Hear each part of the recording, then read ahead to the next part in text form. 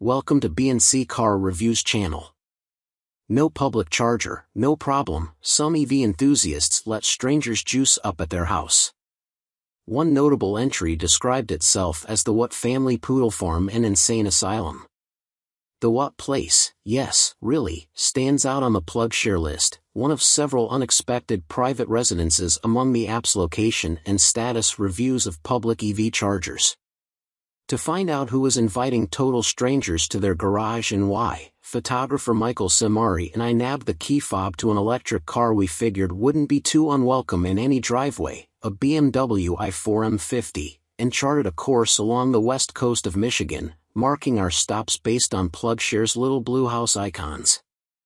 Our first destination was a complex of tiny homes a few miles from the beach in South Haven, where, with no answers to our in-app texts, we pulled up in front of a charging Chrysler Pacifica and clumsily asked a woman sitting on the nearby patio if we could borrow some charge. "I'm sorry, what?" she said, looking confused.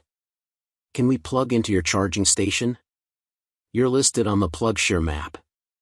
Her eyes widened, and she started laughing. "Oh my gosh, yes, of course. I'm sorry, I forgot we were on there. Nobody ever uses it." While the BMW slowly collected electrons, we asked the appropriately named Heather Wire, yes, really, why she and her husband offer energy from their vacation home to any passing road tripper. When we installed the charger a few years ago, there weren't many public ones, and we wanted to support the technology and push green energy. It's not that much electricity, it's not a big deal to share it. Our next stop was in Holland, the Michigan one, home to two listings. The first address was down a driveway so long and winding that it cost us another mile of range. It ended at a gorgeous house with no sign of a place to plug in and every sign of a place where you'd get arrested for trespassing. "Go knock on the door," suggested Samari. "You go knock," I answered. Neither of us did. If you live in a beautiful house in Holland and are wondering about the 2 minutes of Ring camera footage of two people arguing in a BMW, sorry, that was us. A few blocks away was a cute yellow duplex, again with no visible charging station and no sign that anyone was home. We dithered about the etiquette of knocking for so long that a neighbor came out and asked if we needed help, in the "do I need to call the police about you" kind of way. We explained that we'd been sent by a charging network app, and he smiled forgivingly and suggested a nearby grocery store. We tried once more, in a rougher neighborhood near Muskegon, one with gangs of wild turkeys strutting around overgrown lawns. The address had a Chevy Bolt in the driveway but no obvious charging capability. Feeling guilty about chickening out on the last two, I knocked on a peeling white door with a broken pane of glass.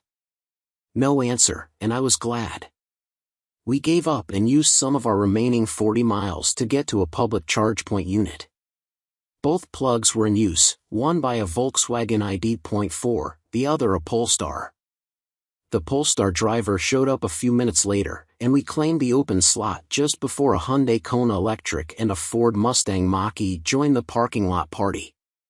The driver of the Kona checked the charge on the VW, 100%, and ranted about the rudeness of the owner. The Kona owners were on vacation and had been on the road for a month.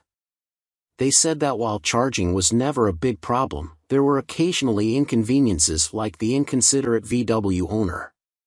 Despite that, they felt the hurdles of EV ownership were worth it, repeating an idea Heather Wire had expressed, that electric car owners are testing something new, an idea still in its infancy.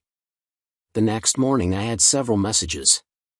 Some were apologies from folks with vacation homes who weren't around on weekdays.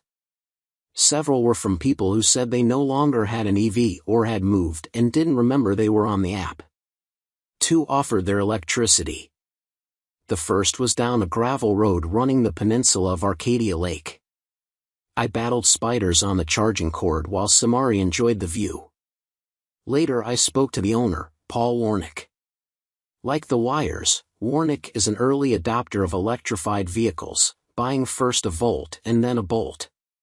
His shared plug makes sense, being out in a remote area, and he says he gets 3 to 5 users a year, usually guests of his neighbors. Part of it is just to encourage others to consider it. I feel lucky I can do that. It's a small thing, and it's a way to give back. To recharge, but we had one more stop to make, Tim Drager's house, in a neighborhood built around a private airstrip. The Dragers bought a Bolt on the recommendation of a friend who worked for GM. They like the low maintenance of the EV and feel like it makes up for doing much of their travel by plane. I burn a lot of fossil fuels. This feels like a little carbon offset, said Drager. He added what by now had become a common refrain: I like meeting the people in the EV community. The network isn't here yet, but it's growing. We're pioneers. Like trailblazers in friendly outposts along the Oregon Trail, people like Drager, the Wires, and Warnick offer some emergency rations in the wilderness.